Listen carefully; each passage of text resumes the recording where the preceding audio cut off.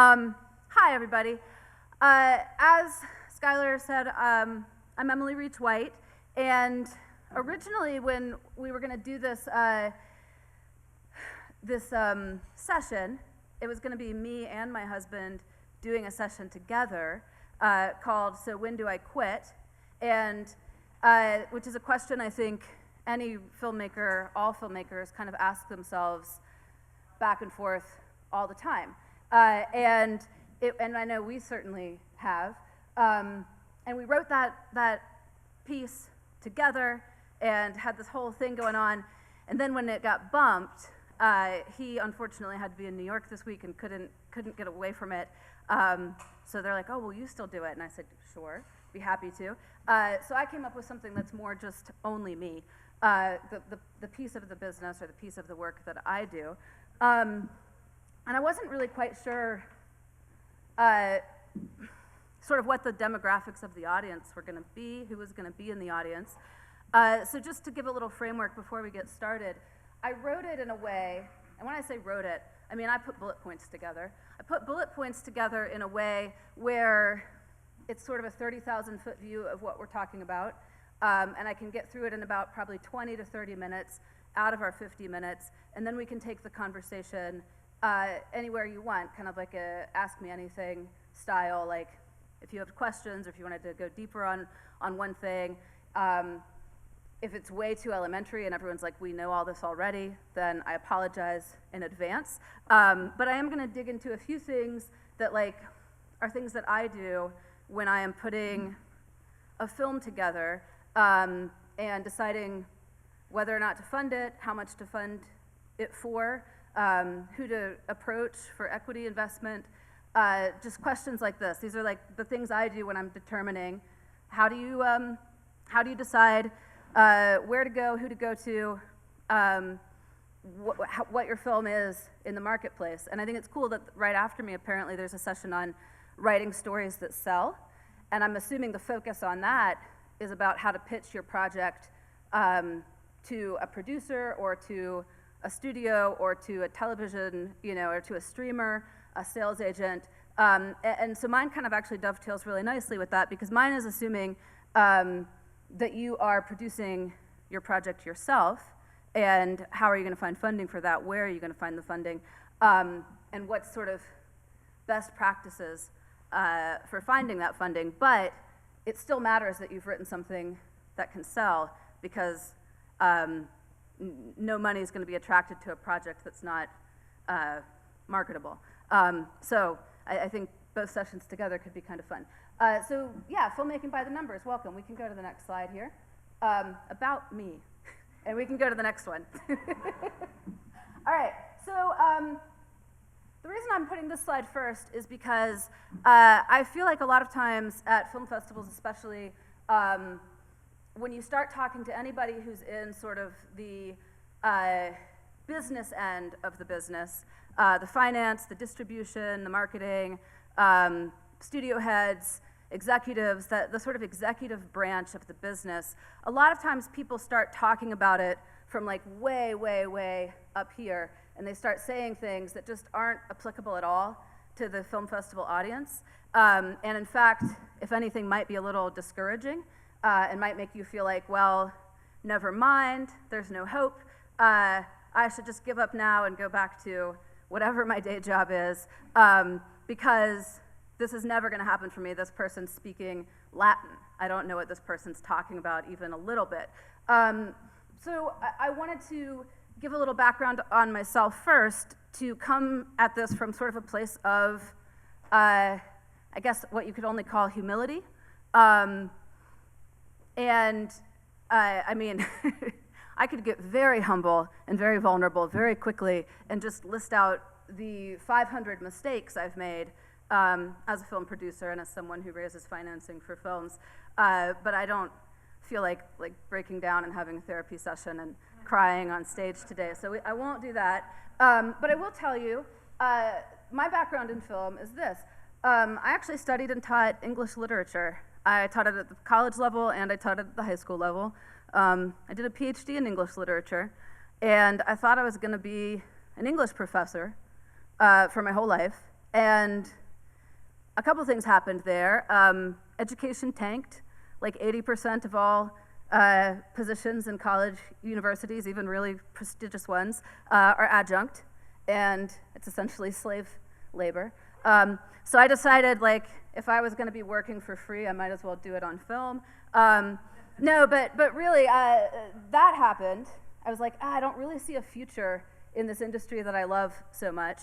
And I also married a really creative, really generative, really sort of out there person who comes up with like 50 ideas a day. It's exhausting. And I love him, but it's exhausting. And I worked while getting my PhD in English literature through high school and college and grad school.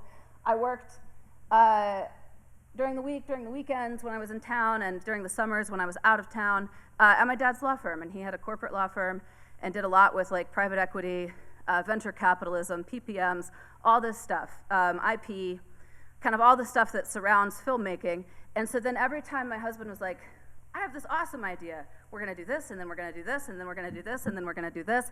All that happened to me is I just looked around and like saw liability and risk and like horror everywhere I looked. And I was like, oh crap. I love this person, but I also love my house a lot. I don't wanna lose it. I don't wanna go to prison. I mean, I'd get buff, that's one upside, but in general, I don't wanna go to prison.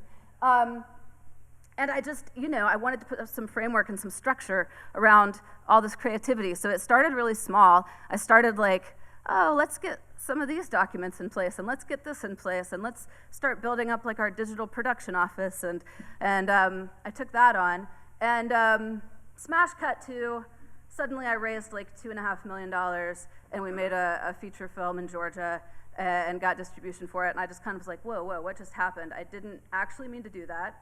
Whoops, which I know like drives filmmakers crazy because people are like, shut up.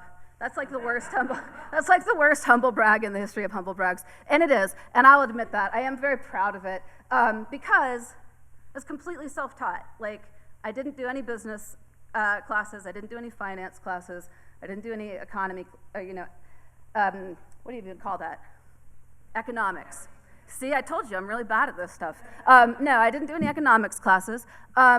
I read and read and read and read, and got to the point where I felt confident approaching people and talking to them about making film investments and why that was a good idea for them and how that could be beneficial to them. And yeah, it turns out I really loved it. And I was that kid who I really did always assume I was bad at math.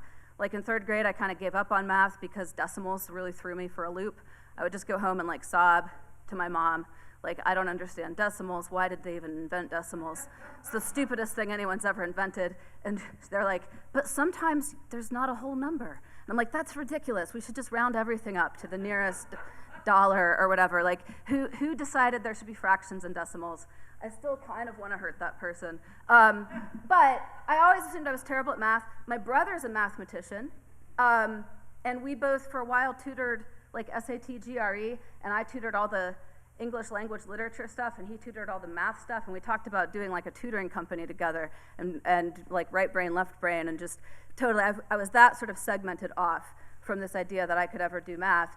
And then I put a little clip here. I'm gonna see if it works. I'm not super great at technology either, but under the always assumed I was bad at math. It turns out when money is involved, suddenly I turned into this. Can we click it? Oh no, it doesn't work. If it's not gonna work, it's okay. No worries, we'll skip it then. We'll keep moving on. It's a little clip of the Scarecrow from the Wizard of Oz suddenly doing the Pythagorean theorem, which, by the way, apparently he does it wrong. So he got a brain, but it actually wasn't right. So that's my background. And when I say like I'm trying, like I'm showing you this up front, the reason I'm doing that is because this actually is accessible to anybody, is what I'm actually trying to tell you here. At the end of this whole long spiel about, oh, here's who I am. Poor me. But yeah, you can learn this. This is learnable. And when I first was kind of putting this little production together, this talk, I guess that's what we call it, I kind of kept going back and forth between like doing more practical side of this or more like philosophical, emotional side of the money that surrounds film and the money that surrounds art. And I've leaned into the practical, but I'm gonna pepper it with the emotional because I really am passionate about this. I feel that, I've seen it happen. I feel that artists are continually told to play it small, decrease their value, decrease their value, decrease their value, pretend like they don't have value, just because you love it so much. And it happened to me as a teacher too. Oh, but you don't need to eat. You just do it because you love the kids, right? Like we've all heard that phrase as artists, and so I think a part of this is like artists often feel there's like shame or mystery surrounding this idea of finance and financial success. And in the next slides, I will tell you some kind of hard truths about finance. Like I'm not gonna sugarcoat it, and there are things that where artists are actually kind of bad at money, or the majority, or a lot of them that I've talked to or met with are bad at it, but not because it's beyond them, or not because it's something that's not accessible to you. So this first slide. This is all stuff that's learnable. You can learn it even if your background's in visual art, filmmaking, English and literature, even if you've been a homemaker your whole life, whatever your background is, money is amoral. That means there is no morality associated with money. You can do moral or immoral things with it, but it's just a game, it's just a system, and like any game or system, you can learn the rules, and then you can use the rules to your favor. All right, so let's go. Let's move into it. All right, so I'm just calling this like how to fund your film. 3 easy steps. No, that's wrong. They're not easy. 3 simple steps. 3 simple steps to funding your film. They are simple, but they aren't easy. They take a lot of practice, a lot of, just chutzpah and getting out there. But they are fairly simple and fairly straightforward. So yeah, let's move to the next one, how to fund your film. Before we get into this, I want you to know that we're going into it with 3 really basic assumptions. And this is like, kind of again, that philosophical, emotional part of it. The first assumption that we have to understand is that there is no right way to get the money that you need to do your project, to make your project. There's no, and I should put like a 1 in there. There is no one right way. There are a lot of wrong ways. That doesn't mean that anything you do is okay. There's a lot of just bad ideas or ways that will give you a lot of stress and tension and headaches and anxiety in your life that you don't need, that will result in not a great project. So there's a lot of bad ways or just not optimal ways to fund your film, but there's no one right way.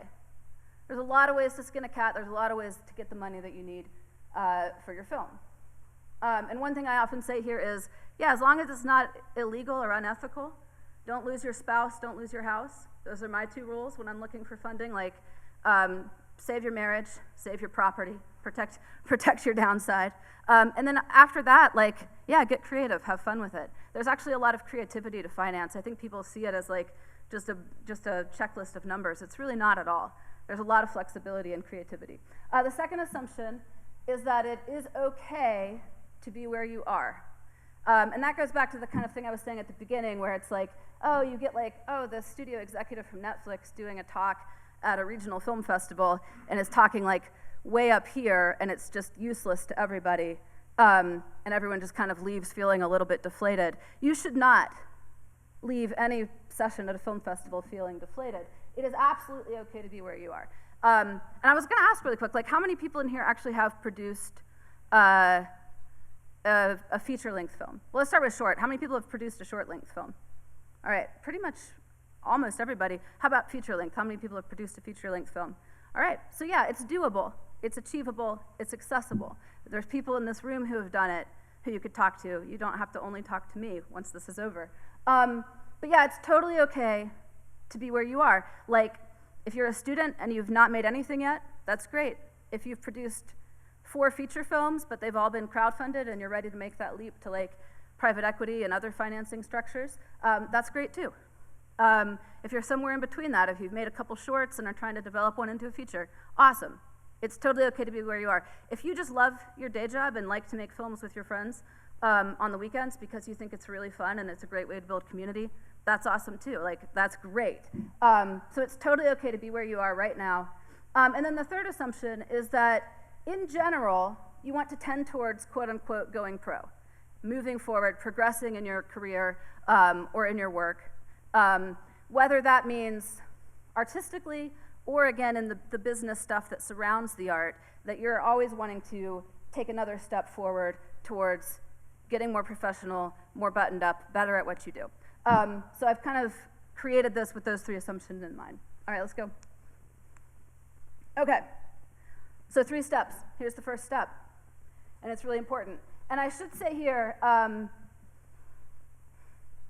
put these in an order just because you have to do things in an order when you're in a presentation. They really are like all kind of intertwined and can be happening simultaneously. But I wouldn't say the order is like totally random. I do think I put this one first on purpose because it's very fundamental and foundational, and yet a lot of filmmakers completely miss it. And I know this because I've gotten pitches from filmmakers who have completely missed it and don't understand this baseline. So this is baseline, this is step 1. This is know the content value chain.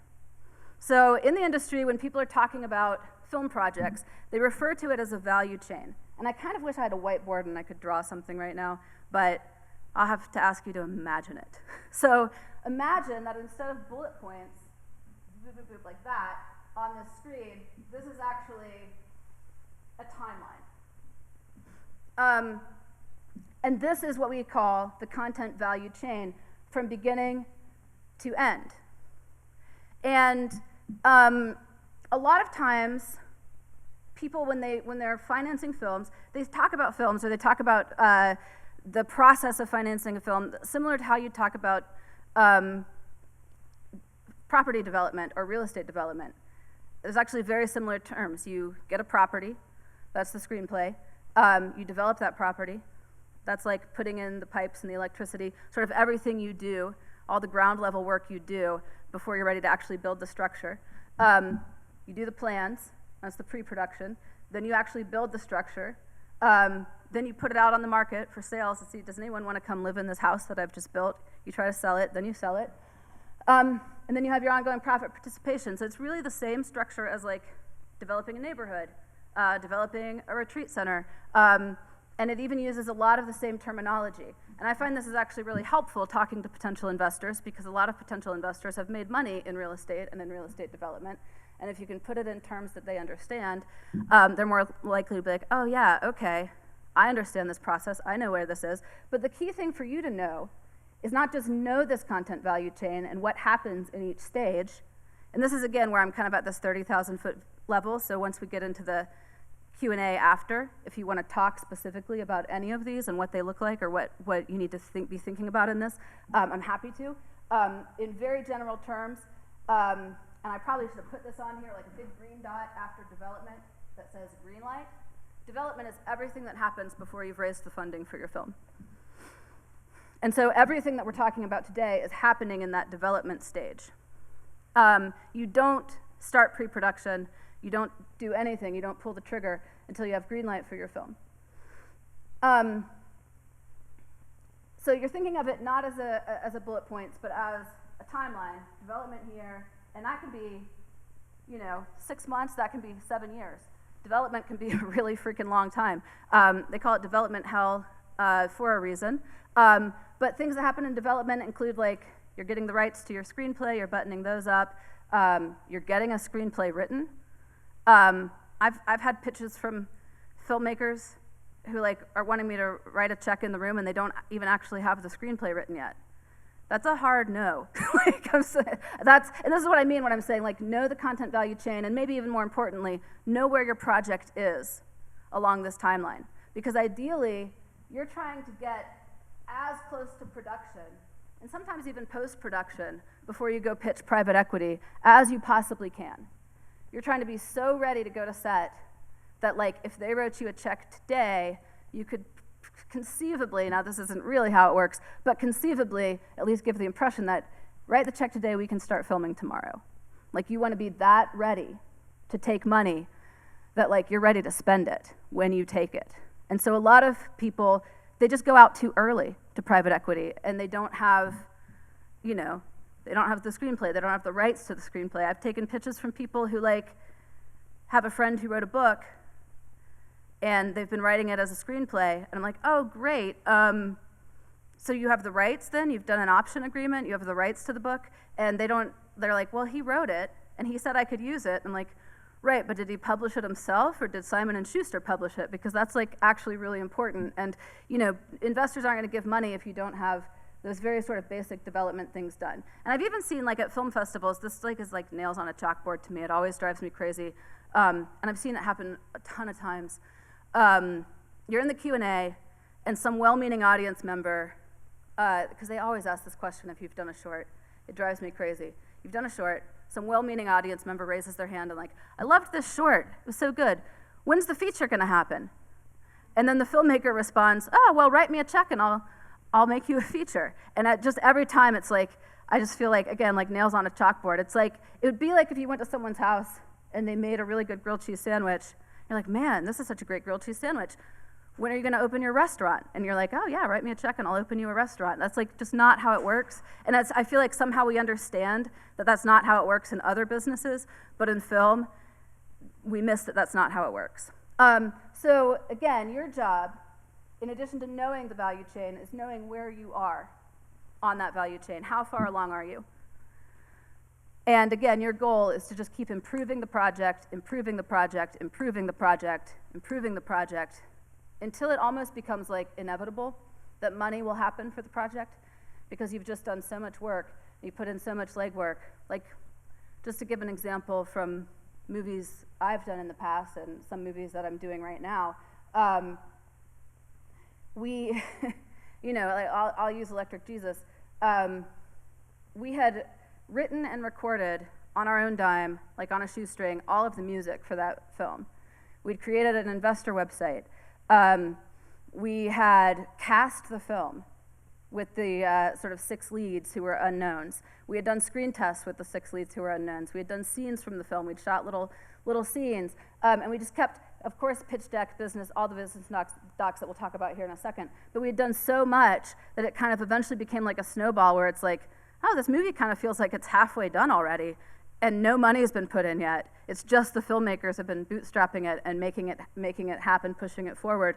And then the money started coming in. So it's just super important to keep this in mind, and don't go to private equity when you're like, have an idea or a concept, or even when you've just written a screenplay. Like, you just want to keep improving that project until it's like, this feels like a thing now, and this feels like a thing that's about to go. All right, we can go to the next one. Okay. So here's step 2. And again, you can do this at the same time as you do step 3, but this is a super important step. Step 2 is to build your finance plan. And then I have in parentheses there, and your waterfall.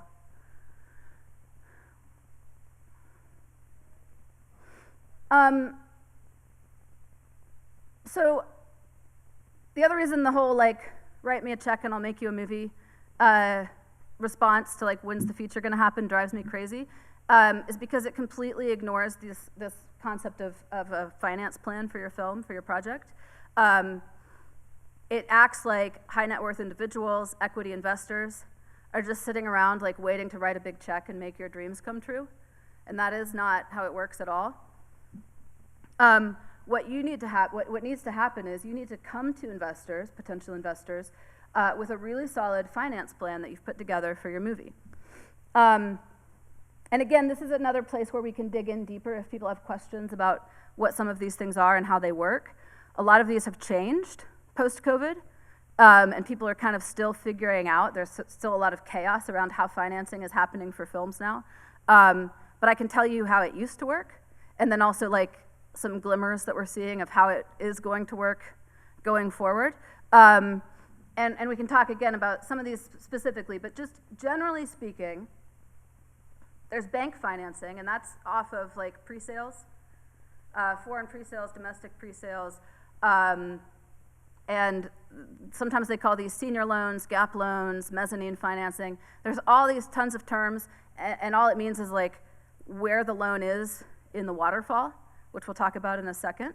But the thing to know is it's a bank, it's debt financing. It's someone is giving you a loan on your project.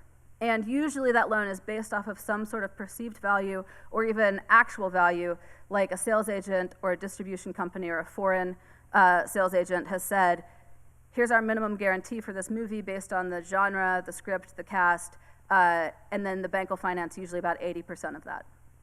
And a lot of people see that as step one. That's one of the things that's kind of been going away pretty steadily for the past 10 years, and now it's kind of really hard to find, if at all. So that's where people are having to figure out, especially in the independent space, like where to make up that difference with that bank financing piece. But you should at least know about it, know that it's out there, know that it is a possibility, even if it's becoming more rare. Production incentives. That's like your state and local tax incentives, subsidies, things like that. So I'm working right now, I've got a film that's kind of, we're calling it, we're saying it's in soft pre-production because we have raised some private equity and we have a debt financer in place for the tax credits in Massachusetts, but it's really in development still. Like, it's not pre-production until, we just like to make ourselves feel better by saying it's in soft pre-production. Anything you can do to like trick your mind into thinking the film is happening can sometimes help you like power through, in my experience. But in this, it's a comedy, it's like Crazy Rich East Asians, it's a big wedding movie in Cape Cod. And it's really fun, it's very funny, I'm enjoying it a lot, and we've raised about 150 in equity. And we need to raise a little more in equity, and so we're working on some of these other steps in the finance plan to convince equity to get on board. So the whole point of putting a finance plan together, just to be a little clear here, is when you get to that last step, equity financing should always be kind of the last step in your finance plan, and this is how you convince them to say yes. Now, if you're making like, I don't know, like a $50,000 film, and you're taking a step up in your career, and your last film was like because just to go back to my very first slide, the first feature I made with my husband, we made for $7,000 that we entirely crowdfunded, and then the next one we did for 15, and then the next one we did for around 50, and it was half crowdfunded, half equity. And we bootstrapped it, and we four-walled it, and we did our own screenings, our own events. We got good at doing events. We made money that way. We were able to give a return to investors on that third movie. Then we crowdfunded another movie because it was a huge step from that third movie to getting like an actual professional production off the ground. So we went back to crowdfunding. So I've done all of these things. And so to be clear, if you have a $50,000 movie and you have a friend or an uncle who kind of wants to get their money back and kind of doesn't care and they want to write you a check for $25,000, yeah, put that money in the bank all day long. Take that money. We're talking about like people you're approaching that you don't know or you kind of have a loose connection to, and you're talking about this as a business investment to them, and you're trying to convince them to make this as a business investment, not a donation, not a check.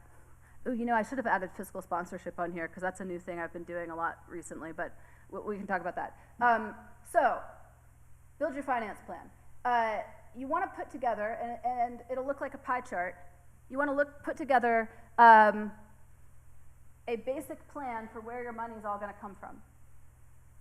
And you have bank financing, you have production incentives, that's again like tax credits, tax incentives, state and local. So in South Carolina where I live, the tax credits or the tax rebate doesn't kick in until your movie is $1 million or more. In Georgia, it kicks in at $500,000. But there are states like West Virginia or Massachusetts where the production incentives actually kick in at $50,000. And they count out-of-state spend as qualified expenses towards the production incentive. So there are states where, like in North Carolina, I think it was $3 million. I don't know if they've lowered it. They should lower it, but I think here it was, at least last I checked, it was like $3 million. So as you're putting together a plan to make your film, especially if you're wanting to use production incentives, look around at states that offer production incentives that start like at lower levels, that you like feel like, okay, I'm working on my first feature or my second feature, this feels achievable to me. The way production incentives work is that you get the production incentive after you've spent the money. in the state, usually in the form of a tax credit or a rebate. Different states do it different ways. But if it's a tax credit, you can actually get funding on the front end, again, a debt financing on the front end on the basis of those tax credits. So it's like, oh, we've got our budget, it's $600,000. That's the Weekend on Cape Cod movie that I'm doing. It's around $600,000. We know roughly 500 of that will be qualified in-state and out-of-state expenses, and the production credit is 30%. So we're going to roughly estimate that $150,000 of our budget can come from a tax incentive, can come from a production incentive. And then the cool thing is, what we can do then, and there's all these companies in Massachusetts who will do it for you, you can go to the company and say, I've raised $150,000 in equity, I have this grant for 100, I have this, we're gonna spend 500 in qualified expenses, will you finance the 150? And again, they'll finance about 80% of it. So you can get that money on the front end. Crowdfunding, crowdsourcing, in-kind investments, you know all about this. Grants are big. Another source that's been really good for us lately is called fiscal sponsorship. And that is where you apply as your film I'm trying to think how I can explain this.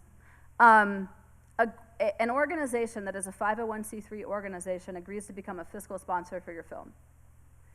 And what that means is they accept donations on your behalf and then give your film those donations. So the person writing the check gets a write-off, gets a tax write-off instead of an investment, instead of an equity investment. Which is cool because that's non-recoupable funding for your film. The person gets a tax write-off, you don't have to think about them as an investor anymore. It's essentially, when I say non-recoupable, it means you don't have to pay it back. So it's like free money for your film. So fiscal sponsorship is great, and there's a great organization called the Film Collaborative. If you haven't heard of it, you should check them out.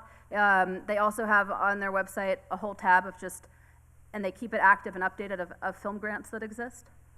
And a lot of times the film grants also require you to be a 501c3 organization. So to take the grant, which is also non-recoupable funding, you have to have this fiscal sponsorship relationship. So the Film Collaborative is great for that. There's other organizations that will be fiscal sponsors for you if you're in line with their mission. So that's an interesting thing to seek out. Hybrid financing, that's where an equity investor takes equity and some of the debt in the same deal. Like they're financing the tax credit instead of a company doing it. So they're like, oh, I'm giving you, I shouldn't say giving, I'm investing $150,000, but 100 of it is equity and 50 of it is debt. So you're kind of packaging the debt and the equity together. Product placement and sponsorships, that's something I've actually never done, and I don't know that it's as accessible to lower level films, but I do know some lower level indie films, like 100,000, 200,000, that have done product placement successfully. So it's something to research and look into if it's of interest to you. And then again, last but not least is equity financing. And it's key, you have to get some equity financing. There's no way to make a film without it, unless you just put it all on a credit card. But again, don't lose your house, don't lose your spouse, so please don't do that. Don't mortgage your home. Don't work for free for yourself for 7 years while your spouse picks up all the slack. There's all things you just shouldn't do when you're trying to get a film off the ground. There's better ways to do it. And I put in parentheses there, and I've broken this rule plenty of times, but I've always regretted it. You should aim for a max of 35% of your budget to come from private equity. Maybe push that to 40%, especially now that pre-sales are kind of drying up a little bit. But push for all of these other forms of financing first, and then you can go to potential private equity investors and say, hey, look, we've crowdfunded $70,000, we have a $30,000 grant, these production incentives are waiting for us as soon as we can prove that we've raised our money. We're 40% away, we're 35% away from our goal, from our budget to make this movie. Will you do it? That becomes a much easier ask, a much better sell than just coming to them and being like, we're just still in development, but would you please just write me a big fat 6-figure check to sit in my bank account for as long as I need it to so I can get this film off the ground? Like, you can see how those two things are different when you approach somebody. All right, we can do the next one. Okay, so this is a sample capitalization chart from one of my investor FAQ documents. This is from the Weekend at Cape Cod. So as you can see, we have a film grant that's 10%, Studio 15 is putting in 10%. We have a tax credit sale value of 16%, and we've raised 20% of our private equity, and that leaves us with 44% left that we still have to raise. So we're looking into some crowdfunding to get us closer to that goal, because I can't go, I mean, right now it says private equity remaining. It really shouldn't say that, because I'm not gonna ask private equity to do 65% of this film. So we're gonna launch a crowdfunding campaign in mid-December through mid-January. We have a couple other grants we're going after. We've turned in our fiscal sponsorship application, and if they accept us, we're gonna approach people for donations in addition to private equity. But yeah, the lower you can get that private equity number, because that's, of all the money up there, that's the only money you have to pay back. That's the thing. Or the debt financing you have to pay back, but it's backed by pre-sales, tax credits, et cetera. It's backed by assets that have real value. So when you cash in the real value of those assets, the debt gets paid. The equity is the only piece that's considered, quote unquote, at risk, right? So the lower you can get that number, the lower you can get the private equity number, the more profitable the film can be for everyone, including you. Because the next thing we're gonna talk about is like the film waterfall. So yeah, so this is like a sample capitalization chart. Ideally, it should really be kind of in quadrants, with its like debt, production incentives, grants and non-recoupable funds, and then equity, like 25% for each of those things. That's not exact, but that's kind of like an ideal capitalization chart or pie chart to keep in mind. I've never done one that was actually ideal. Like they're always like creative funding, you know, like on the weekend on Cape Cod, the house that we found, it's like $50,000 to rent this house, and the guy kind of felt like these filmmaker girls, they're super charming. If you're young and have a lot of energy, like don't sleep on that either. That's a really good asset to have. Keep your personal balance sheet in mind too, like what you've got, what you're working with.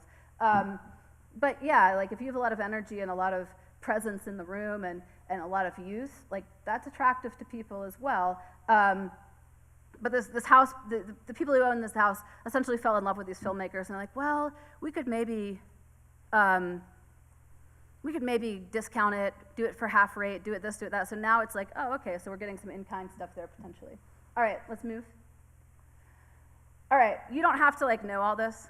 And I can send this around. I see some people taking pictures or taking notes. Please, I mean, I'm glad you're taking notes, but also like, I can send this to people. If my email address is at the end, so just shoot me an email and I'll email it to you. So I won't go into a lot of detail on this, but as you're building your financing plan, you're also building your waterfall.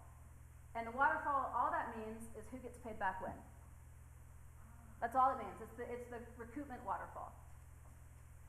So debt comes first, or actually, if you had any deferred salaries or other agreements with actors, residuals, things like that come first. And then out of the net profits, debt gets paid back first. And then investors recoup. And then investors and producers split any remaining profits 50-50 for the remainder of the life of the project. So you can see like why keeping that equity piece as small as you possibly can results in a more profitable scenario both for them and again for you, because as a producer you get paid last. You're always last in the waterfall. Because if you're asking people to risk their money,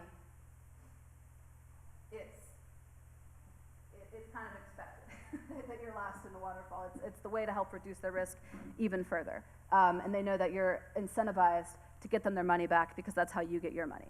All right, we can keep going.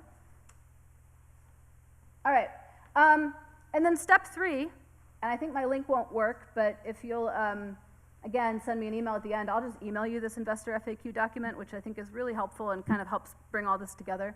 The step 3 is to build your pitch documents. I've put 4 examples of things that people commonly go to pitch private equity with. Business plan, sizzle reel. I do an investor FAQ document because it's a really tight, like encapsulated version of the business plan. It's usually about 9 or 10 pages, whereas a business plan will usually be more like 20, 30. So it's like, and also I don't know, I'll send it to you and you can see how I organize it. I kind of organize it in ways that are process driven. Like, and I often tell filmmakers this, like you're natural storytellers. You're already storytellers. So when you go to pitch private equity, tell them the story of their money. Make it have a beginning, a middle, and end. Here's when I get your money. Here's what I do with your money while it's with me. Here's how I release your money back to you, hopefully, in an ideal scenario. This is how you get your money back. And this is how we all live happily ever after. Make it very transparent. Beginning, middle, end. Here's the story of your money. That's kind of what the investor FAQ document does that I have. Some people do a pitch deck with like potential art, images. If you do a screen test or you do music, there's all kinds of stuff you can add to this. You can deepen this bench. But the key thing here is you really have to justify your numbers and earn their money. Like I said earlier, nobody's just sitting around like, I wonder if there's an artist out there whose dream I could make come true today, and I'm just gonna write them a check. Like, explain to them very clearly why you need their money, what their money's gonna do, and how you intend to get it back to them.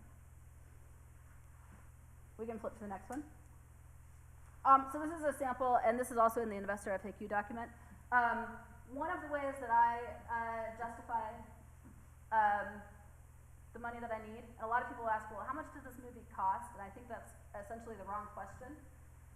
You really need to be asking, like, how much can this movie make, based on what it is, who's in it, et cetera, and then base your budget off of that. Kind of back build your budget based off of what the movie can actually make in the market. So one of the tools I use, it's not the only tool, but one of the tools I use is what I call the audience builder table.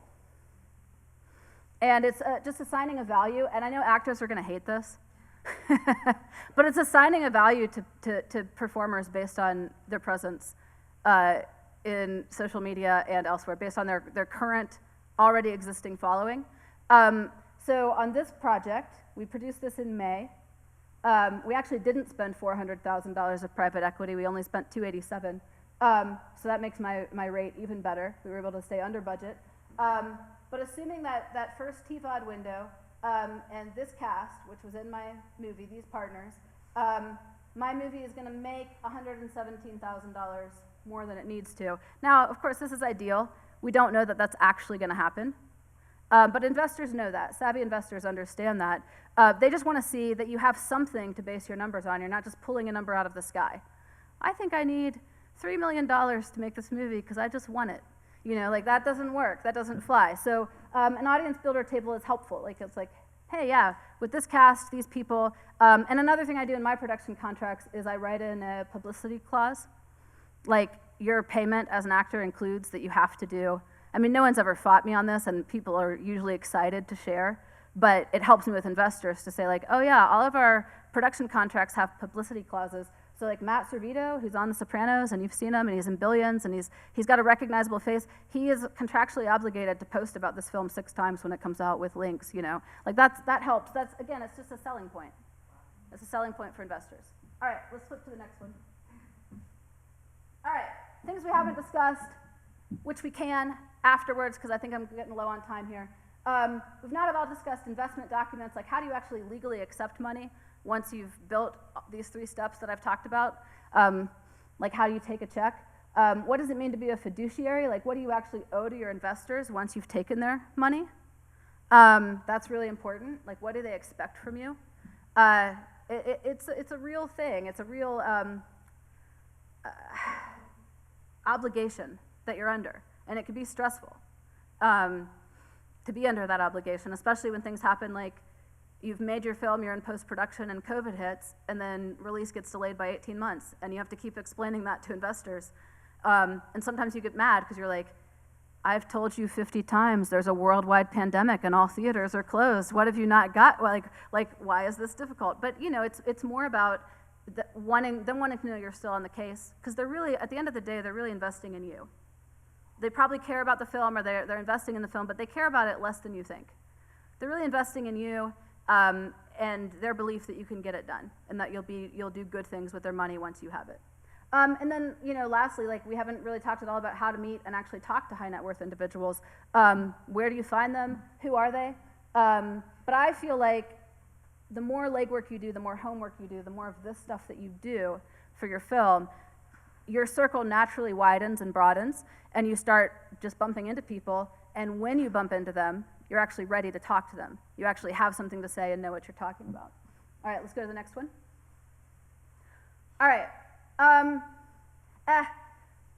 These are 3 reasons you're not succeeding, but we're running out of time.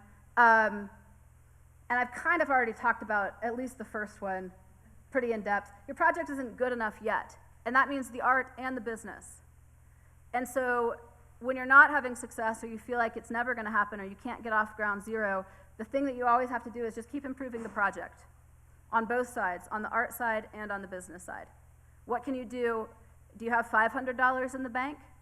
Could you get some still shots? Could you hire a photographer to do some like cool still shots that like are the vision, your vision for the film, so that people can actually see it? Because you're really asking people to believe in something that does not exist yet, and that's very risky.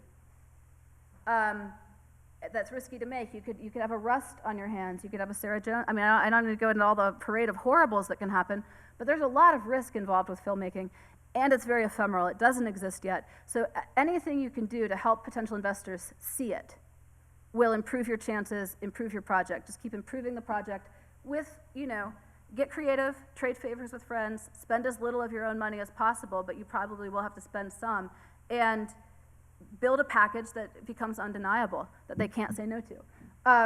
It could also be you're talking to the wrong people. They have to be pretty high net worth to be able to risk money in a film. And my last one is your delusion count is too high. You get 1 delusion for your project, and usually, especially if you're an unknown, you are your own delusion. So you writing and directing this project, that is your delusion, and that is the one you can keep.